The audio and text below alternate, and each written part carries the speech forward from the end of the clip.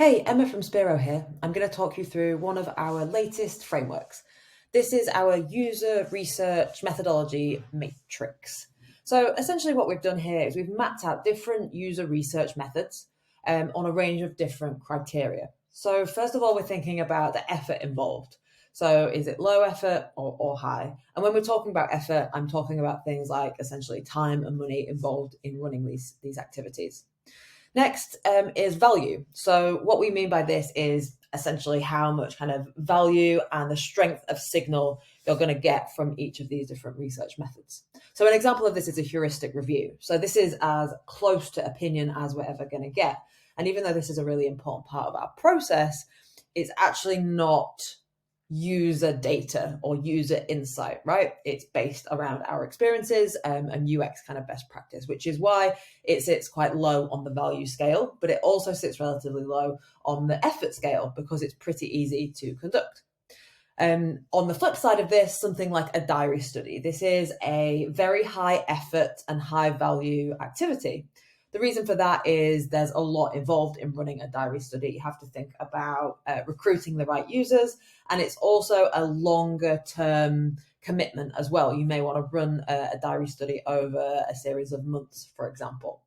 But also the level of insight that you would get from a diary study is very, very in-depth. And because it's run over a long period of time, you can expect to get a wide range of insights outside of just perhaps a usability study session, for example, that's maybe an hour long.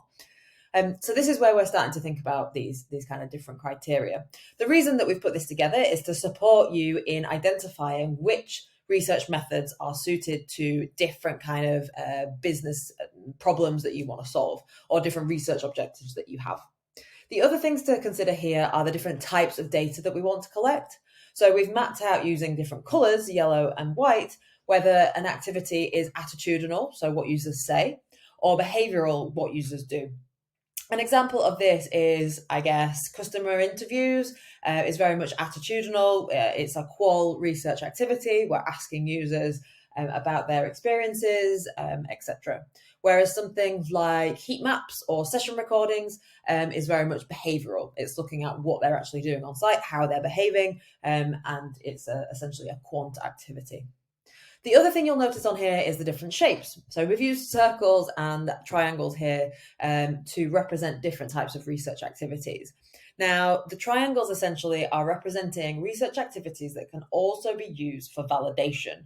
Now, what we mean by that is research methods that can be utilized kind of in the concept development phase of experimentation. Perhaps you've run some exploratory research, maybe some usability studies, and you've looked at some session recordings and you've identified this opportunity or this issue.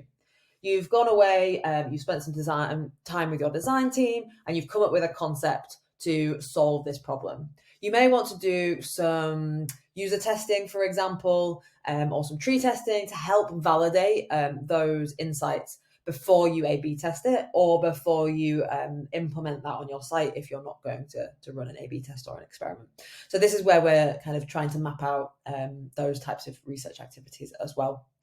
I hope this is helpful. If you've got any questions, please give me a shout on LinkedIn. I'd love to hear from you. Thanks. Take care.